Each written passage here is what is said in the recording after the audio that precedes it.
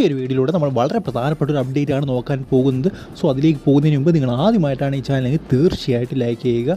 So നമുക്ക് വീഡിയോയിലേക്ക് കടക്കാം. നമുക്കറിയാവുന്ന ഒരു കാര്യമാണ് അഡ്രിയാൻ ലൂണ നമ്മുടെ കേരള ബ്ലാസ്റ്റേഴ്സ് ക്ലബിനെ സംബന്ധിച്ചിടത്തോളം എത്രത്തോളം വലിയൊരു പ്ലെയർ ആണെന്ന്.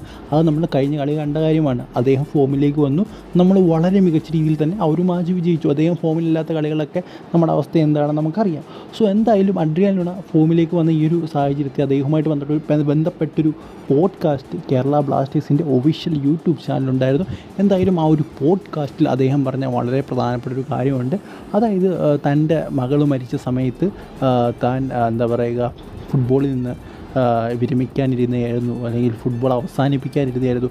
ആ ഒരു സമയത്താണ് പിന്നീട് താൻ ആലോചിച്ചത് ഫുട്ബോൾ അവസാനിപ്പിച്ചാൽ താൻ ഇനി എന്ത് ചെയ്യും.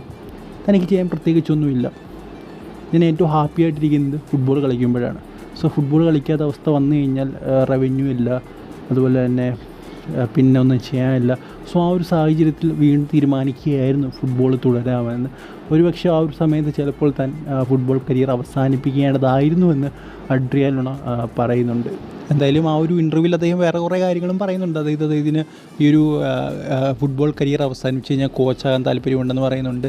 ആ ഒരു സമയത്ത് അദ്ദേഹം നേരത്തെ ഇങ്ങനെ ചോദ്യം ചോദിച്ചിരുന്നു ഫുട്ബോൾ കഴിഞ്ഞാൽ എന്തെന്ന് ചോദിച്ചപ്പോൾ അദ്ദേഹം പറഞ്ഞിരുന്നു കോച്ചിങ്ങിനൊന്നും തനിക്കിപ്പോൾ താല്പര്യമില്ലെന്ന് അദ്ദേഹം പറയുന്നുണ്ട്. ആ ഒരു സമയം കഴിഞ്ഞ് താൻ ആലോചിക്കുമെന്നായിരുന്നു അന്ന് അഡ്രിയാൻ ലൂണ പറഞ്ഞത്. ബട്ട് ഇപ്പോൾ അദ്ദേഹം കോച്ച് ചെയ്യാൻ താല്പര്യമുണ്ട് എന്ന തരത്തിലാണ് പറയുന്നത്. സോ എന്തായാലും ഈ ഒരു വീഡിയോ ഇത്രയൊന്നും ഇഷ്ടപ്പെടാൻ തീർച്ചയായിട്ടും ലൈക്ക് ചെയ്യുക. അടുത്ത വീഡിയോയിൽ കാണുന്നവരെ